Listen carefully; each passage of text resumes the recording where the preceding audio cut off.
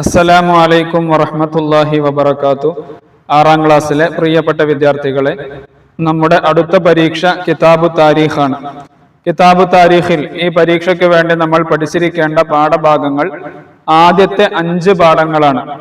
കൂടിയാലോചന, അബൂബക്കർ റളിയല്ലാഹു അൻഹുവിന്റെ ഖിലാഫത്ത്, നീതിമാനായ ഭരണാധികാരി ഉമർ റളിയല്ലാഹു അൻഹുവിന്റെ ഖിലാഫത്ത്, ഉദാരനായ ഖലീഫ എന്നീ 5 പാഠങ്ങളാണ് ഈ പരീക്ഷയ്ക്ക് വേണ്ടി പഠിക്കാനുള്ളത്. ഇൻഷാ അല്ലാഹ് ഈ 5 പാഠങ്ങളുടെയും ഒരു ഫുൾ റിവിഷൻ ആണ് ഈ വീഡിയോയിൽ നമ്മൾ ചെയ്യുന്നത്. വിദ്യാർത്ഥികൾ നിർബന്ധമായും ആദ്യം മുതൽ അവസാനം വരെ കേൾക്കുകയും ഓരോ പാഠങ്ങളും കൃത്യമായി മനസ്സിലാക്കുകയും ചെയ്യണമെന്ന് വളരെ സ്നേഹത്തോടെ ഓർമ്മപ്പെടുത്തുന്നു. ഇത് താരീഖാണ്. നിർബന്ധമായും വിദ്യാർത്ഥികൾ എല്ലാ പാഠങ്ങളും മുഴുവനായി ആവർത്തിച്ച് വായിക്കണമെന്നുകൂടെ ഓർമ്മപ്പെടുത്തുകയാണ്. ഒന്നാമത്തെ പാഠം കൂടിയാലോചന. ഈ പാഠത്തിൽ നമുക്ക് പഠിക്കാനുള്ളത് ഹബീബായ തിരുനബി സല്ലല്ലാഹു അലൈഹി വസല്ലമ തങ്ങളുടെ വഫാത്തിന് ശേഷം ഇസ്ലാമിന്റെ ഖിലാഫത്ത് ആര് ഏറ്റെടുക്കണം എന്ന് തീരുമാനിക്കാൻ വേണ്ടി ചേർന്ന യോഗത്തെക്കുറിച്ചും ആരെയാണ് ഇസ്ലാമിന്റെ ഒന്നാമത്തെ ഖലീഫയായി തെരഞ്ഞെടുത്തത്, ആ ഖലീഫയെ കുറിച്ചുമൊക്കെയാണ് ഈ പാഠത്തിൽ നമുക്ക് പഠിക്കാനുള്ളത്. പാഠത്തിലേക്ക് പ്രവേശിക്കാം. നബി സല്ലല്ലാഹു അലൈഹി വസല്ലമ തങ്ങളായിരുന്നുവല്ലോ മുസ്ലിം ലോകത്തിന്റെ ഭരണാധികാരി. നബി സല്ലല്ലാഹു അലൈഹി വസല്ലമ വഫാത്തായപ്പോൾ സ്വഹാബികൾ ബനു സാഇദ ഗോത്രക്കാരുടെ പന്തലിൽ യോഗം ചേർന്നു. എവിടെയാണ് യോഗം ചേർന്നത്? ബനു സാഇദ ഗോത്രക്കാരുടെ പന്തലിൽ. നബി സല്ലല്ലാഹു അലൈഹി വസല്ലമ തങ്ങൾക്ക് ശേഷം ആരായിരിക്കണം ഖലീഫ എന്ന് തീരുമാനിക്കാനായിരുന്നു ആ യോഗം. വിശദമായ ചർച്ചക്കൊടുവിൽ ഉമർ റളിയല്ലാഹു അൻഹു സിദ്ദീഖ് റളിയല്ലാഹു അൻഹുവിനോട് കൈനീട്ടാൻ ആവശ്യപ്പെട്ടു. അദ്ദേഹം കൈനീട്ടി. ഉമർ റളിയല്ലാഹു അൻഹു ആദ്യമായി ബൈഅത്ത് ചെയ്തു, അംഗീകരിച്ചു. തുടർന്ന് മുഹാജിറുകളും അൻസാറുകളും ബൈഅത്ത് ചെയ്യുകയും ഒന്നാം ഖലീഫയായ സിദ്ദീഖ് റളിയല്ലാഹു അൻഹുവിനെ തെരഞ്ഞെടുക്കുകയും ചെയ്തു. നബി സല്ലല്ലാഹു അലൈഹി വസല്ലമ തങ്ങളുടെ വഫാത്തിന് ശേഷം മുസ്ലിം ലോകത്തിന്റെ ആദ്യ ഖലീഫയായി സിദ്ദീഖ് റളിയല്ലാഹു അൻഹുവിനെയാണ് തെരഞ്ഞെടുത്തത്. അധികാരമേറ്റ ശേഷം അവിടുന്ന് നടത്തിയ നയപ്രഖ്യാപനത്തിൽ പറഞ്ഞു, നിങ്ങളുടെ കാര്യങ്ങൾ എന്നെ ഏൽപ്പിക്കപ്പെട്ടിരിക്കുകയാണ്. ഞാൻ നിങ്ങളിൽ ഒരുവനാണ്, നിങ്ങളെക്കാൾ ശ്രേഷ്ഠനല്ല. ഞാൻ നല്ലത് ചെയ്താൽ നിങ്ങൾ എന്നെ സഹായിക്കണം, ഞാൻ തിന്മ ചെയ്താൽ നിങ്ങൾ എന്നെ തിരുത്തണം. എത്ര വിനയത്തോടെയാണ് ഈ സംസാരം! സിദ്ദീഖ് റളിയല്ലാഹു അൻഹുവിന്റെ ജനനം ക്രിസ്താബ്ദം 573 ഈ വർഷക്കണക്കുകളൊക്കെ വിദ്യാർത്ഥികൾ നിർബന്ധമായും നോട്ട് ചെയ്യണം. ആദ്യ നാമം അബ്ദുൽ കഅബ് എന്നായിരുന്നു. സിദ്ദീഖ് റളിയല്ലാഹു അൻഹുവിന്റെ ആദ്യത്തെ നാമം എന്തായിരുന്നു? അബ്ദുൽ കഅബ എന്നായിരുന്നു. അത് മാറ്റി അബ്ദുള്ള എന്ന പേര് നൽകിയത് നബി സല്ലല്ലാഹു അലൈഹി വസല്ലമ തങ്ങളാകുന്നു. സിദ്ദീഖ് എന്നത് സ്ഥാനപ്പേരും അബൂബക്കർ ഓമന പേരുമാകുന്നു. നിരവധി കാര്യങ്ങളിൽ മഹാനവറുകൾ ഒന്നാമനാണ്. ഏതെല്ലാം കാര്യങ്ങളിലാണ് സിദ്ദീഖ് റളിയല്ലാഹു അൻഹു ഒന്നാമതായത്? 1. പുരുഷന്മാരിൽ ആദ്യമായി ഇസ്ലാം സ്വീകരിച്ചു. 2. ഖുർആൻ ഒരു ഗ്രന്ഥമായി ഒരുമിച്ചു കൂട്ടി. 3. ഖുർആനിന് മുസ്ഹഫ് എന്ന പേര് നൽകി. 4. ഖലീഫ എന്ന പേരിൽ ആദ്യം അറിയപ്പെട്ടു. 5. നബിയുടെ ഉമ്മത്തിൽ ആദ്യം സ്വർഗത്തിൽ കടക്കും. ഈ വിഷയങ്ങളിലെല്ലാം മഹാനായ സിദ്ദീഖ് റളിയല്ലാഹു അൻഹു ഒന്നാം സ്ഥാനത്താണ്. നബി സല്ലല്ലാഹു അലൈഹി വസല്ലമ തങ്ങൾക്ക് ശേഷം മുസ്ലിങ്ങളിൽ ഏറ്റവും ശ്രേഷ്ഠൻ സിദ്ദീഖ് റളിയല്ലാഹു അൻഹു ആകുന്നു. ഈ പാഠത്തിലുള്ള ഗുണപാഠം എന്താണ്? നേതൃത്വത്തിന്റെ അനിവാര്യത. കാരണം നബി സല്ലല്ലാഹു അലൈഹി വസല്ലമ തങ്ങളായിരുന്നു മുസ്ലിം ലോകത്തിന്റെ ഭരണാധികാരി. പക്ഷേ നബി സല്ലല്ലാഹു അലൈഹി വസല്ലമ തങ്ങളുടെ വഫാത്തിന് ശേഷവും ഈ ഉമ്മത്തിനെ നയിക്കാൻ ഒരു നേതൃത്വം അനിവാര്യമാണ് എന്നുള്ളതാണ് ഇതിലൂടെ നമുക്ക് മനസ്സിലാവുന്നത്. ഏത് കാലത്തും നേതൃത്വം അനിവാര്യമാണ്. തീരുമാനങ്ങൾക്ക് മുമ്പുള്ള കൂടിയാലോചന. നമ്മൾ എന്തെങ്കിലും തീരുമാനിക്കുകയാണെങ്കിൽ മറ്റുള്ളവരോടുകൂടെ ഒന്ന് കൂടിയാലോചന നടത്തുക എന്നുള്ള വലിയൊരു മെസ്സേജ് ഈ പാഠത്തിൽ നിന്ന് നമുക്ക് ലഭിക്കുന്നുണ്ട്. ഒറ്റക്കൊറ്റക്ക് കാര്യങ്ങൾ തീരുമാനിക്കാതെ മറ്റുള്ളവരുമായി കൂടിയാലോചന നടത്തുക എന്നുള്ളത് നബി സല്ലല്ലാഹു അലൈഹി വസല്ലമ തങ്ങൾ കാണിച്ചു തന്ന, സ്വഹാബികൾ കാണിച്ചു തന്ന ഒരു മാതൃക കൂടിയാണ്. നേതൃത്വത്തിന്റെ വിനയവും ഉത്തരവാദിത്ത ബോധവും ഇതൊക്കെ ഈ പാഠത്തിൽ നിന്ന് ലഭിക്കുന്ന ഗുണപാഠങ്ങളാണ്. എന്താണ് ഖലീഫ എന്ന് പറഞ്ഞാൽ? ഇസ്ലാമിക ഭരണാധികാരിക്കാണ് ഖലീഫ എന്ന് പറയുന്നത്. ബൈഅത്ത് എന്ന് പറഞ്ഞാൽ എന്താണ്? ഖലീഫയെ അംഗീകരിച്ചുകൊണ്ടുള്ള പ്രതിജ്ഞ, അതിനാണ് ബൈഅത്ത് എന്ന് പറയുന്നത്. ഇനി ഇതിന്റെ തദ്രീബാത്ത് നോക്കാം. ഉത്തരം പറയുക. ഖലീഫയെ തെരഞ്ഞെടുക്കാനുള്ള കൂടിയാലോചന നടന്നത് എവിടെ വെച്ചായിരുന്നു? നമ്മൾ തുടക്കത്തിൽ പറഞ്ഞു, ബനു സാഇദ ഗോത്രക്കാരുടെ പന്തലിൽ വെച്ച്. 2, ഖലീഫയായി അബൂബക്കർ റളിയല്ലാഹു അൻഹുവിന് ആദ്യം ബൈഅത്ത് ചെയ്തത് ആരാണ്? മഹാനായ ഉമർ റളിയല്ലാഹു അൻഹു ആണ്. ഇനി ശരി മാർക്ക് ചെയ്യുക. 1, സിദ്ദീഖ് റളിയല്ലാഹു അൻഹുവിന്റെ ആദ്യ നാമം എന്തായിരുന്നു? അബ്ദുൽ കഅബ എന്നായിരുന്നു സിദ്ദീഖ് റളിയല്ലാഹു അൻഹുവിന്റെ ആദ്യത്തെ പേര്. 2, നബി സല്ലല്ലാഹു അലൈഹി വസല്ലമ തങ്ങൾക്ക് ശേഷം മുസ്ലിങ്ങളിൽ ഏറ്റവും ശ്രേഷ്ഠനാരാകുന്നു? അബൂബക്കർ സിദ്ദീഖ് റളിയല്ലാഹു അൻഹു ആകുന്നു. ഇനി അബൂബക്കർ റളിയല്ലാഹു അൻഹുവിന്റെ പ്രഖ്യാപനത്തിൽ പരാമർശിച്ച കാര്യങ്ങൾ മാർക്ക് ചെയ്യുക. 1, ഞാൻ നിങ്ങളെക്കാൾ ശ്രേഷ്ഠനല്ല. അധികാരം ഏറ്റെടുത്ത ആദ്യത്തെ നയപ്രഖ്യാപനത്തിൽ സിദ്ദീഖ് റളിയല്ലാഹു അൻഹുവിന്റെ വാക്കുകളാണ്, ഞാൻ നിങ്ങളെക്കാൾ ശ്രേഷ്ഠനല്ല. അത് അതിൽ ഉൾപ്പെടുന്നതാണ്. 2, ഞാൻ അധികാരത്തെ കൊതിച്ചിരുന്നു. അങ്ങനെ സിദ്ദീഖ് റളിയല്ലാഹു അൻഹു പറഞ്ഞിട്ടുണ്ടോ? ഇല്ല. നിങ്ങൾ എന്നെ സഹായിക്കണം. ശരി, അങ്ങനെ പറഞ്ഞിട്ടുണ്ട്. നിങ്ങൾ എന്നെ തിരുത്തണം, എന്റെ ഭാഗത്ത് നിന്ന് തെറ്റുകൾ വന്നാൽ നിങ്ങൾ എന്നെ തിരുത്തണമെന്ന് സിദ്ദീഖ് റളിയല്ലാഹു അൻഹു പറഞ്ഞിട്ടുണ്ട്. തുടർ പ്രവർത്തനം, കൂടിയാലോചന നടത്തുന്നതിന്റെ നേട്ടങ്ങളും ഇല്ലാതിരിക്കുന്നതിന്റെ നഷ്ടങ്ങളും ചർച്ച ചെയ്യുക. നമ്മൾ എന്ത് കാര്യം തുടങ്ങാൻ ആഗ്രഹിക്കുമ്പോഴും അത് ഒറ്റയ്ക്ക് ചെയ്യാതെ മറ്റുള്ളവരുമായി നമ്മൾ കൂടിയാലോചന നടത്തണം. മറ്റുള്ളവർക്ക് കൂടെ വ്യത്യസ്ത ഐഡിയകൾ, ആശയങ്ങൾ ഉണ്ടാകും. അതെല്ലാം ഒരുമിച്ച് കൂട്ടിയിട്ടാണ്, ചർച്ച ചെയ്തിട്ടാണ് നമ്മൾ ഒരു കാര്യം തീരുമാനിക്കേണ്ടത്. ഇനി 2ാമത്തെ പാഠം, അബൂബക്കർ റളിയല്ലാഹു അൻഹുവിന്റെ ഖിലാഫത്ത്. 1ാമത്തെ പാഠത്തിൽ നമ്മൾ പറഞ്ഞു, നബി സല്ലല്ലാഹു അലൈഹി വസല്ലമ തങ്ങളുടെ വഫാത്തിന് ശേഷം ഇസ്ലാമിന്റെ ഖലീഫയായി സിദ്ദീഖ് റളിയല്ലാഹു അൻഹുവിനെയാണ് നിയോഗിച്ചത്. ഇനി അവിടുത്തെ ഭരണത്തെക്കുറിച്ച്, ഖിലാഫത്തിനെ കുറിച്ചാണ് 2ാമത്തെ പാഠത്തിൽ നമുക്ക് പഠിക്കാനുള്ളത്. ഭരണകാലം, എത്ര കാലമാണ് മഹാനവറുകൾ ഭരിച്ചത്? ഹിജ്റ 11 മുതൽ 13 വരെ, 2 വർഷം 3 മാസം 8 ദിവസം. ഇതാണ് അബൂബക്കർ സിദ്ദീഖ് റളിയല്ലാഹു അൻഹുവിന്റെ ഭരണകാലം. ഹിജ്റ 11 മുതൽ 13 വരെ, അതായത് 2 വർഷവും 3 മാസവും 8 ദിവസവും. പ്രധാന ഭരണ നേട്ടങ്ങൾ എന്തൊക്കെയാണ്? 1, ഖുർആൻ സമാഹരണം, സകാത്ത് നിഷേധികൾക്കെതിരെയുള്ള പോരാട്ടം, കള്ളപ്രവാചകന്മാർക്കെതിരെയുള്ള പ്രതിരോധം. പരിശുദ്ധമായ ഖുർആൻ നബി സല്ലല്ലാഹു അലൈഹി വസല്ലമ തങ്ങളുടെ കാലത്ത് പല സ്ഥലങ്ങളിലായി എഴുതപ്പെട്ടതാണ്. എന്നാൽ അതിനെയൊക്കെ ക്രോഡീകരിച്ച് ഖുർആനിനെ സമാഹരിച്ചത് മഹാനായ സിദ്ദീഖ് റളിയല്ലാഹു അൻഹു ആണ്. അതുപോലെ സകാത്ത് നിഷേധികൾക്കെതിരെയുള്ള പോരാട്ടം. നബി സല്ലല്ലാഹു അലൈഹി വസല്ലമ തങ്ങളുടെ വഫാത്തിന് ശേഷം ഞങ്ങൾ സകാത്ത് തരില്ല എന്ന് പറഞ്ഞ് പല ആളുകളും രംഗത്ത് വന്നിരുന്നു. എന്നാൽ അത്തരം സകാത്ത് നിഷേധികൾക്കെതിരെയുള്ള പോരാട്ടം സിദ്ദീഖ് റളിയല്ലാഹു അൻഹുവിന്റെ പ്രധാന ഭരണ നേട്ടങ്ങളിൽപ്പെട്ടതാണ്. കള്ളപ്രവാചകന്മാർക്കെതിരെയുള്ള പ്രതിരോധം. ഇനി എപ്പോഴാണ് സിദ്ദീഖ് റളിയല്ലാഹു അൻഹുവിന്റെ വഫാത്ത്? ഹിജ്റ 13 ജുമാദുൽ ആഖിറ 22 ക്രിസ്താബ്ദം 634. വിദ്യാർത്ഥികൾ ഈ കണക്കുകളൊക്കെ നിർബന്ധമായും ശ്രദ്ധിച്ചിരിക്കണം. വഫാത്ത് എപ്പോഴാണ്? ഹിജ്റ 13 ജുമാദുൽ ആഖിർ 22 ക്രിസ്താബ്ദം 634. മഖ്ബറ എവിടെയാണ്? നബി സല്ലല്ലാഹു അലൈഹി വസല്ലമ തങ്ങളുടെ ഖബറിന്റെ തൊട്ടടുത്ത് ഹുജറത്തു ഷരീഫയിൽ തന്നെയാണ് സിദ്ദീഖ് റളിയല്ലാഹു അൻഹുവും അന്തിയുറങ്ങുന്നത്. അബൂബക്കർ റളിയല്ലാഹു അൻഹുവിന്റെ ഖിലാഫത്ത് കുറഞ്ഞ കാലമായിരുന്നു എങ്കിലും നബി സല്ലല്ലാഹു അലൈഹി വസല്ലമക്ക് ശേഷം മുസ്ലിങ്ങളുടെ നേതാവാവുക എന്ന വലിയ ഉത്തരവാദിത്തം അവർ ഫലപ്രദമായി നിർവഹിച്ചു. അക്കാലത്ത് മുസ്ലിങ്ങൾക്കിടയിൽ പ്രത്യക്ഷപ്പെട്ട തർക്കങ്ങളും ആശയക്കുഴപ്പങ്ങളും പരിഹരിക്കാൻ അവർക്ക് സാധിച്ചു. പ്രധാന ഭരണ നേട്ടങ്ങൾ എന്തൊക്കെയാണ്? നമ്മൾ നേരത്തെ സൂചിപ്പിച്ചിട്ടുണ്ട്. 1, ഖുർആൻ സമാഹരണം. ഹിജ്റ 12-ാം വർഷം നടന്ന യമാമ യുദ്ധത്തിൽ നിരവധി ഹാഫിളുകൾ ഷഹീദായി. അതിനാൽ ഖുർആൻ നഷ്ടപ്പെട്ടു പോകുമോ എന്ന ആശങ്ക ഉയർന്നു വന്നു. ഉമർ റളിയല്ലാഹു അൻഹു ഖുർആൻ സമാഹരിക്കണമെന്ന് ആവശ്യപ്പെട്ടു. ആദ്യം അബൂബക്കർ റളിയല്ലാഹു അൻഹു നബി സല്ലല്ലാഹു അലൈഹി വസല്ലമ ചെയ്യാത്ത കാര്യം ഞാൻ ചെയ്യുകയോ എന്ന് പറഞ്ഞ് നിരസിച്ചെങ്കിലും ഒടുവിൽ അവർക്കും അതിന്റെ അനിവാര്യത ബോധ്യമായി. തുടർന്ന് സയ്യിദ് ഇബ്നു സാബിത്ത് റളിയല്ലാഹു അൻഹുവിന്റെ കീഴിൽ ഖുർആൻ സമാഹരണം നടന്നു. ഇങ്ങനെ ഖുർആൻ സമാഹരണത്തിന് നേതൃത്വം നൽകിയത് സിദ്ദീഖ് റളിയല്ലാഹു അൻഹുവിന്റെ ഭരണകാലത്തായിരുന്നു. ഇനി മുർത്തദ്ദുകൾക്കെതിരെ നബി സല്ലല്ലാഹു അലൈഹി വസല്ലമ തങ്ങളുടെ വഫാത്തിന് ശേഷം ചില ഗോത്രങ്ങൾ ഇസ്ലാം ഉപേക്ഷിച്ച് മുർത്തദ്ദുകളാവുക എന്ന് പറഞ്ഞാൽ ഇസ്ലാമിൽ നിന്ന് പുറത്തുപോയി. ചിലർ കള്ളപ്രവാചകന്മാരെ പിന്തുടർന്നു, മറ്റു ചിലർ സക്കാത്ത് നിഷേധിച്ചു. അബൂബക്കർ റളിയല്ലാഹു അൻഹു ധീരമായ സൈനിക നടപടിയിലൂടെ അവരെ പരാജയപ്പെടുത്തി. ഇതോടെ പല മുർത്തദ്ദുകളും തിരിച്ചു വന്നു. സക്കാത്ത് നിഷേധികൾ അവരുടെ നിലപാടിൽ നിന്ന് പിന്മാറി.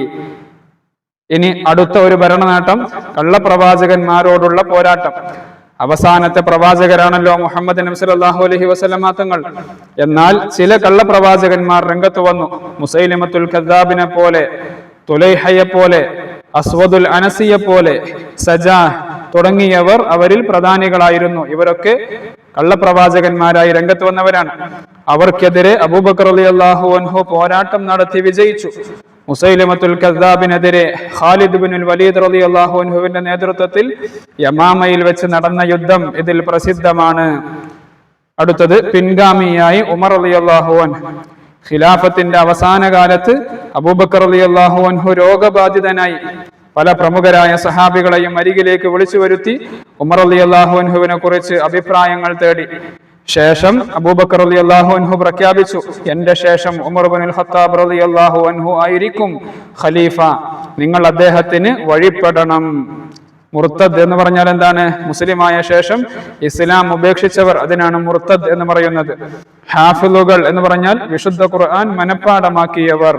ഈ പാഠത്തിൽ സിദ്ദീഖ് റളിയല്ലാഹു അൻഹുവിന്റെ പ്രധാന ഭരണ നേട്ടങ്ങൾ പ്രത്യേകമായി വിദ്യാർത്ഥികൾ മനസ്സിലാക്കണം. അവിടുത്തെ ജനനവും അവിടുത്തെ ഭരണകാലവും അവിടുത്തെ വഫാത്തും ഈ വിഷയങ്ങളൊക്കെ വിദ്യാർത്ഥികൾ പ്രത്യേകം ശ്രദ്ധിക്കണം.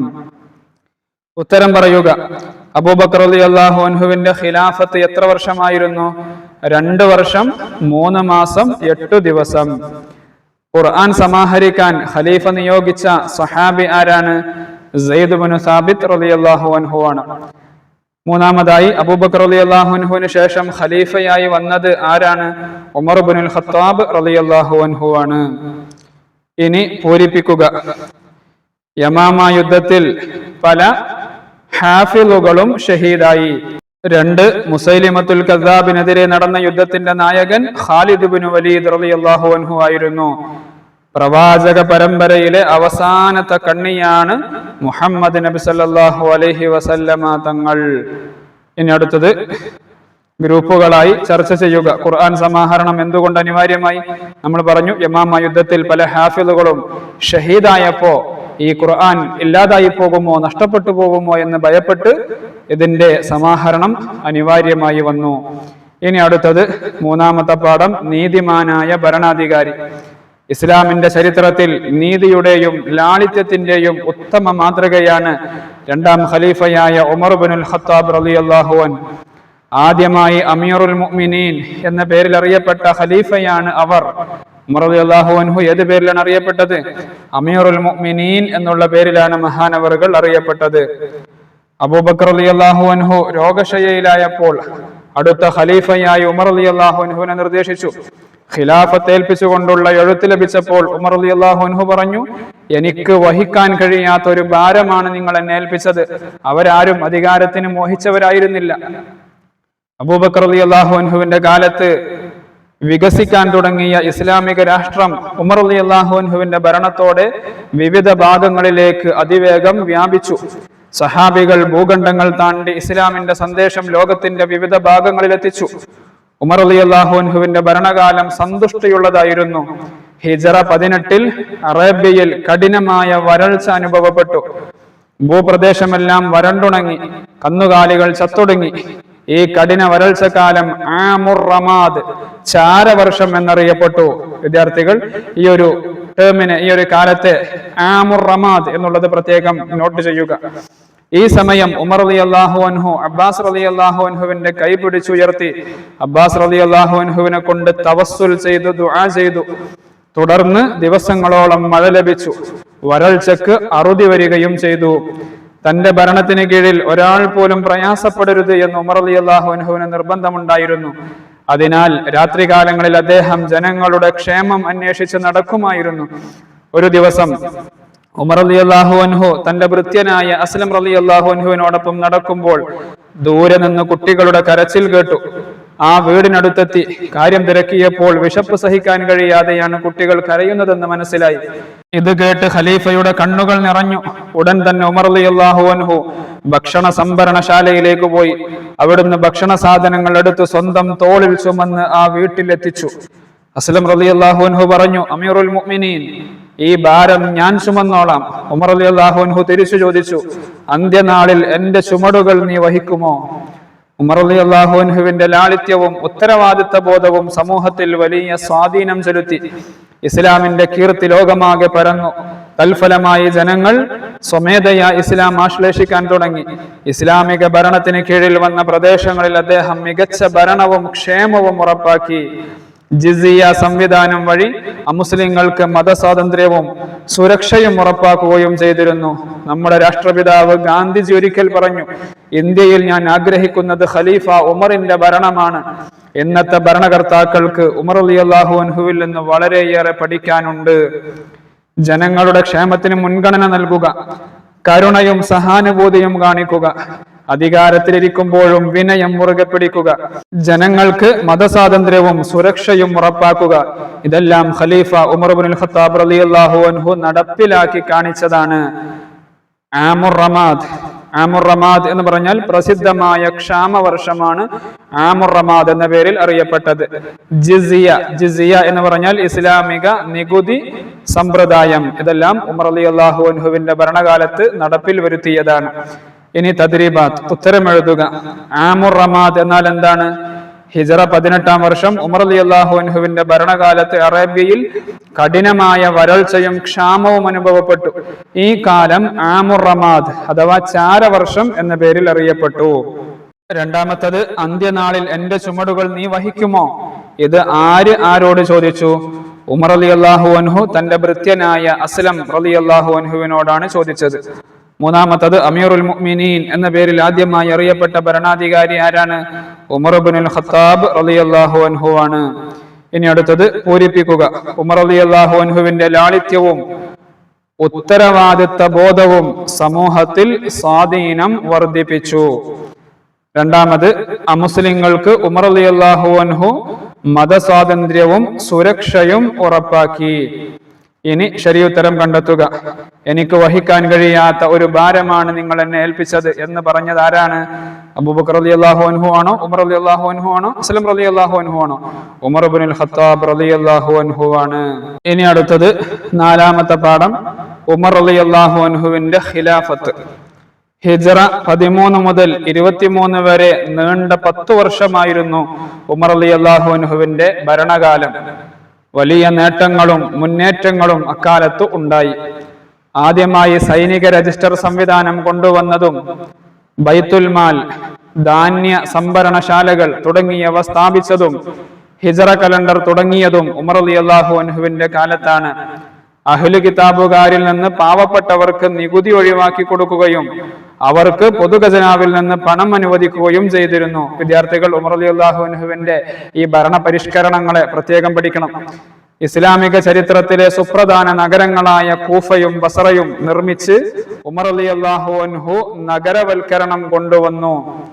യാത്രാ സൗകര്യങ്ങൾ ഒരുക്കുന്നതിലും വഴിയരികിൽ ഭക്ഷണ ലഭ്യത ഉറപ്പുവരുത്തുന്നതിലും ഖലീഫ വലിയ ശ്രദ്ധ ചെലുത്തിയിരുന്നു. ഇസ്ലാമിക രാഷ്ട്രം വികസിക്കാൻ ഉമർ റളിയല്ലാഹു അൻഹുവിന്റെ മുന്നേറ്റങ്ങൾ കാരണമായി. ഖാലിദ് ഇബ്നുൽ വലീദ് റളിയല്ലാഹു അൻഹു, അബൂ ഉബൈദ റളിയല്ലാഹു അൻഹു തുടങ്ങിയ അനുഭവ സമ്പന്നരായ സഹാബികളെയായിരുന്നു ഉമർ റളിയല്ലാഹു അൻഹു യുദ്ധത്തിന് അയച്ചിരുന്നത്. എന്നാൽ യുദ്ധങ്ങൾ ഒഴിവാക്കി സാധ്യമായിടത്ത് സുൽഹിന് അഥവാ സമാധാന കരാറിനായിരുന്നു ഉമർ റളിയല്ലാഹു അൻഹു മുൻഗണന നൽകിയിരുന്നത്. പേർഷ്യ, അതായത് ഇറാൻ, ഇറാഖ്, ഷാം, സിറിയ, ഫലസ്തീൻ, ജോർദാൻ, ലബനാൻ, ഈജിപ്ത് തുടങ്ങിയ പ്രദേശങ്ങൾ ആ കാലഘട്ടത്തിൽ ഇസ്ലാമിന് കീഴിൽ വന്നവയാണ്. യർമൂക്ക് യുദ്ധത്തിലൂടെ റോമക്കാരെ പരാജയപ്പെടുത്തി സിറിയയും ഫലസ്തീനും മുസ്ലിം ഭരണത്തിന് കീഴിലാക്കി. ഖാദിസിയ്യ യുദ്ധത്തിൽ സഅദ് ഇബ്നു അബീ വഖാസ് റളിയല്ലാഹു അൻഹുവിന്റെ നേതൃത്വത്തിൽ പേർഷ്യക്കാർക്ക് കനത്ത പ്രഹരം ഏൽപ്പിച്ച് ഇറാഖ് ഇസ്ലാമിന്റെ കീഴിൽ കൊണ്ടുവന്നു. പിന്നാലെ പേർഷ്യൻ തലസ്ഥാനമായ മദായിൻ മുസ്ലിങ്ങളുടെ അധീനതയിലായി. ഹിജ്റ 20-ൽ അംർ ഇബ്നുൽ ആസ് റളിയല്ലാഹു അൻഹുവിന്റെ നേതൃത്വത്തിൽ ഈജിപ്തും ഇസ്ലാമിക ഭരണത്തിന് കീഴിലായി. ഉമർ റളിയല്ലാഹു അൻഹു ഇങ്ങനെ ദുആ ചെയ്യുമായിരുന്നു, അല്ലാഹുമ്മ ർസുഖ്നി ഷഹാദതൻ ഫീ സബീലിക വജ്അൽ മൗതി ഫീ ബലദി റസൂലിക. അല്ലാഹുവേ, എന്നെ നീ നിന്റെ റസൂലിന്റെ നാട്ടിൽ ഷഹീദായി മരിപ്പിക്കണമേ. ഒരു ദിവസം സുബഹി നിസ്കരിച്ചു കൊണ്ടിരിക്കെ അബൂ ലുഅ്ലുഅത്ത് എന്ന ശത്രുവിന്റെ വെട്ടേറ്റായിരുന്നു ഉമർ റളിയല്ലാഹു അൻഹുവിന്റെ വഫാത്ത്. ഉമർ റളിയല്ലാഹു അൻഹുവിന്റെ ഭരണ നേട്ടങ്ങൾ സംഗ്രഹിക്കാം. സാമൂഹികം, സാംസ്കാരികം, രാഷ്ട്രീയം ഈ മേഖലകളിലൊക്കെ ഉമർ റളിയല്ലാഹു അൻഹു നടത്തിയ പരിഷ്കാരങ്ങൾ എന്തൊക്കെയാണ്? സാമൂഹികമായിട്ടുള്ള മാറ്റങ്ങൾ, ഭക്ഷ്യസുരക്ഷ, യാത്രാ സൗകര്യങ്ങൾ. സാംസ്കാരികമായി ഹിജറ കലണ്ടർ, ഭരണ സംവിധാനങ്ങൾ. രാഷ്ട്രീയപരമായി രാഷ്ട്രവികാസം, സൈനിക നീക്കങ്ങൾ. ഇതൊക്കെ ഉമർ റളിയല്ലാഹു അൻഹുവിന്റെ ഭരണ പരിഷ്കാരങ്ങളാണ്. എന്താണ് ബൈത്തുൽ മാൽ എന്ന് പറഞ്ഞാൽ? പൊതു ഖജനാവാണ് ബൈത്തുൽ മാൽ കൊണ്ട് ഉദ്ദേശിക്കുന്നത്. അഹ്ലുൽ കിതാബ് എന്ന് പറഞ്ഞാൽ മുൻ വേദക്കാരായ ആളുകൾ. സുൽഹ് എന്ന് പറഞ്ഞാൽ സമാധാന കരാർ. ഇനി ഇതിന്റെ തദ്രീബാത്ത് നോക്കാം. ഉത്തരം എഴുതുക. ആദ്യം സൈനിക രജിസ്റ്റർ സംവിധാനം കൊണ്ടുവന്നത് ആരാണ്? ഉമർ റളിയല്ലാഹു അൻഹു ആണ്. ഹിജറ കലണ്ടർ തുടങ്ങിയത് ആരാണ്? ഉമർ റളിയല്ലാഹു അൻഹു ആണ്. ഖലീഫ ഉമർ റളിയല്ലാഹു അൻഹുവിന്റെ കാലത്ത് ഈജിപ്ത് കീഴടക്കിയത് ആരാണ്? അംർ ഇബ്നുൽ ആസ് റളിയല്ലാഹു അൻഹു ആണ്. ഇനി ശരിയുത്തരം കണ്ടെത്തുക. ഉമർ റളിയല്ലാഹു അൻഹുവിന്റെ ഭരണകാലത്ത് നടന്ന യുദ്ധം ഏതാണ്? ബദർ യുദ്ധമാണോ? ഉഹദ് യുദ്ധമാണോ? ഖാദിസിയ്യ യുദ്ധമാണോ? ഖാദിസിയ്യ യുദ്ധം. ഇനി രണ്ടാമത്തത് ശരിയായ പ്രസ്താവന കണ്ടെത്തുക. താഴെ 3 പ്രസ്താവനകൾ തന്നിട്ടുണ്ട്. അതിൽ നിന്ന് ശരിയായത് കണ്ടെത്തുക. ഒന്നാമത്തത്, യർമൂക്ക് യുദ്ധത്തിലൂടെ മുസ്ലിങ്ങൾ റോമക്കാരെ പരാജയപ്പെടുത്തി. അത് ശരിയായ പ്രസ്താവനയാണ്. രണ്ടാമത്തത്, ഉമർ റളിയല്ലാഹു അൻഹു ഹിജ്റ 13 മുതൽ 23 വരെ ഭരണാധികാരിയായിരുന്നു. അതും ശരിയായ പ്രസ്താവനയാണ്. മൂന്നാമത്തത്, അഹ്ലു കിതാബുകളിൽ നിന്ന് പാവപ്പെട്ടവർക്ക് നികുതി ഒഴിവാക്കി കൊടുത്തില്ല. അത് തെറ്റായ പ്രസ്താവനയാണ്. കൊടുത്തു എന്നുള്ളതാണ്. ഇനി പൂരിപ്പിക്കുക. അല്ലാഹുമ്മ ർസുഖ്നി ഷഹാദതൻ ഫീ സബീലിക വജ്അൽ മൗതി ഫീ ബലദി റസൂലിക സല്ലല്ലാഹു അലൈഹി വസല്ലം. നമ്മൾ മുകളിൽ പറഞ്ഞു, ഉമർ റളിയല്ലാഹു അൻഹു ദുആ ചെയ്യാറുണ്ടായിരുന്ന ഒരു ദുആയാണ്, അല്ലാഹുവേ, എന്നെ നീ നിന്റെ റസൂലിന്റെ നാട്ടിൽ ഷഹീദായി മരിപ്പിക്കണമേ. ആ പ്രാർത്ഥനയുടെ ഒരു ഫലവും കൂടെയായിരുന്നു ഒരു ദിവസം മഹാനവറുകൾ സുബഹി നിസ്കരിച്ചു കൊണ്ടിരിക്കുമ്പോൾ അബൂ ലുഅ്ലുഅത്ത് എന്ന ശത്രുവിന്റെ വെട്ടേറ്റ് മഹാനവറുകൾ ഈ ലോകത്തോട് വിട പറയുന്നതും. ഇനി അവസാനത്തെ പാഠം, ഉദാരനായ ഖലീഫ. നമ്മൾ തുടക്കത്തിൽ മഹാനായ സിദ്ദീഖ് റളിയല്ലാഹു അൻഹുവിനെ കുറിച്ച് പറഞ്ഞു. ഇസ്ലാമിന്റെ ആദ്യത്തെ ഖിലാഫത്ത് ഏറ്റെടുത്തവരാണ്. അതിനുശേഷം സിദ്ദീഖ് റളിയല്ലാഹു അൻഹുവിന്റെ വഫാത്തിന് ശേഷം ഇസ്ലാമിക ഖിലാഫത്ത് ഏറ്റെടുത്തത് ഉമർ ഇബ്നുൽ ഖത്താബ് റളിയല്ലാഹു അൻഹു ആണ്. ഇനി ഉമർ റളിയല്ലാഹു അൻഹുവിന്റെ വഫാത്തിന് ശേഷം ഇസ്ലാമിക ഭരണം ഏറ്റെടുക്കുന്നത് ആരാണ്? മഹാനായ ഉസ്മാൻ ഇബ്നു അഫ്ഫാൻ റളിയല്ലാഹു അൻഹു ആണ്. അവരെ കുറിച്ചാണ് ഈ പാഠത്തിൽ നമുക്ക് പഠിക്കാനുള്ളത്. ഉദാരനായ ഖലീഫ. ഇസ്ലാമിക ചരിത്രത്തിലെ നിർണായകമായ ഒരു യുദ്ധമായിരുന്നു തബൂക്ക്. ഈ സമയം മദീനയിൽ കഠിന ചൂടും വരൾച്ചയുമുള്ള കാലാവസ്ഥയായിരുന്നു. ഭക്ഷണവും വെള്ളവും ലഭിക്കാതെ ക്ഷാമം നേരിട്ടു. ഈ വിഷമഘട്ടത്തിലാണ് നബി സല്ലല്ലാഹു അലൈഹി വസല്ലമ തങ്ങൾ തബൂക്ക് യുദ്ധത്തിനായി ആഹ്വാനം ചെയ്തത്. സൈന്യത്തിന് വേണ്ടി പണവും മറ്റു സൗകര്യങ്ങളും കണ്ടെത്താൻ എല്ലാവരും ആശങ്കപ്പെട്ട ഈ സമയത്ത് ഒരു മഹാനായ സഹാബി മുന്നോട്ട് വന്നു. അദ്ദേഹം 600 ഒട്ടകങ്ങളും 1000 ദീനാറുകളും മുസ്ലിം സൈന്യത്തിന് ദാനമായി നൽകി. ഉസ്മാൻ റളിയല്ലാഹു അൻഹു ആയിരുന്നു അത്. സന്തോഷത്താൽ നബി സല്ലല്ലാഹു അലൈഹി വസല്ലമ തങ്ങൾ ദുആ ചെയ്തു, അല്ലാഹുമ്മ റള അൻ ഉസ്മാന ഫഇന്നി അൻഹു റാളിൻ. അല്ലാഹുവേ, നീ ഉസ്മാനെ തൃപ്തിപ്പെടണം, അദ്ദേഹത്തെ ഞാൻ തൃപ്തിപ്പെട്ടിട്ടുണ്ട് എന്ന് മുത്തനബി സല്ലല്ലാഹു അലൈഹി വസല്ലമ തങ്ങൾ ദുആ ചെയ്യുകയാണ്. ഉമർ റളിയല്ലാഹു അൻഹുവിന്റെ ശേഷം 3ാം ഖലീഫയായി ഉസ്മാൻ ഇബ്നു അഫ്ഫാൻ റളിയല്ലാഹു അൻഹു ആയിരുന്നു ഉത്തരവാദിത്തം ഏറ്റെടുത്തത്, ഇസ്ലാമിക ഖിലാഫത്ത് ഏറ്റെടുത്തത്.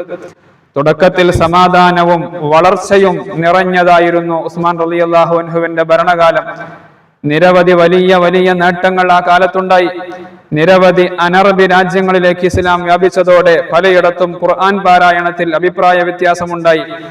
അപ്പോൾ ഹഫ്സ ബീവി റളിയല്ലാഹു അൻഹയുടെ അടുക്കൽ സൂക്ഷിച്ചിരുന്ന മുസ്ഹഫ് പകർത്തി എഴുതാൻ സയ്യിദ് ഇബ്നു സാബിത്ത് റളിയല്ലാഹു അൻഹുവിനോട് ഉസ്മാൻ റളിയല്ലാഹു അൻഹു അഭ്യർത്ഥിച്ചു. അങ്ങനെ മുസ്ഹഫിന്റെ പല കോപ്പികൾ തയ്യാറാക്കി ലോകത്തിന്റെ വ്യത്യസ്ത ഭാഗങ്ങളിലേക്ക് അയച്ചു കൊടുത്തു.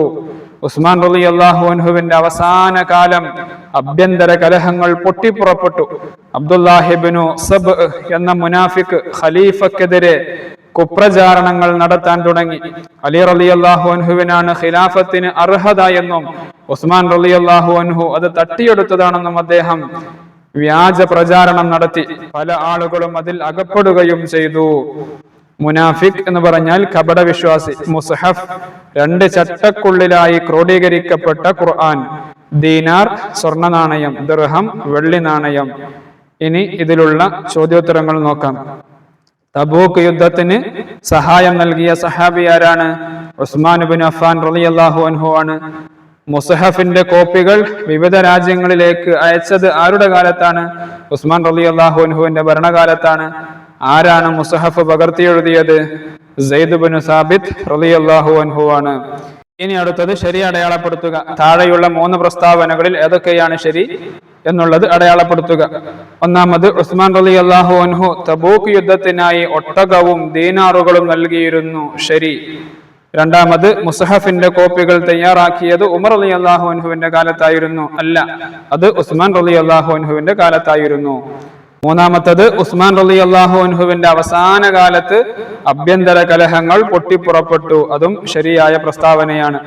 ഈ 5 പാഠങ്ങളാണ് ഈ പരീക്ഷയ്ക്ക് വേണ്ടി താരീഖിൽ വിദ്യാർത്ഥികൾ പഠിച്ചിരിക്കേണ്ടത്. താരീഖാണ്, ചരിത്രമാണ്. നിർബന്ധമായും വിദ്യാർത്ഥികൾ ആവർത്തിച്ച് വായിക്കണമെന്ന് അതിൽ പറയപ്പെട്ട വർഷങ്ങള്, ഭരണകാലങ്ങള്, ഭരണപരിഷ്കാരങ്ങൾ ഇതെല്ലാം വിദ്യാർത്ഥികൾ വേർതിരിച്ച് മനസ്സിലാക്കി പഠിക്കണമെന്ന് ഒരിക്കൽ കൂടെ ഓർമ്മപ്പെടുത്തുന്നു. അല്ലാഹു സുബ്ഹാനഹു വ തആല എല്ലാവർക്കും നല്ല വിജയം നൽകി അനുഗ്രഹിക്കുമാറാവട്ടെ. വീഡിയോ മറ്റുള്ളവരിലേക്ക് കൂടെ ഷെയർ ചെയ്യുക. അസ്സലാമു അലൈക്കും വറഹ്മത്തുള്ളാഹി വബറകാതുഹു.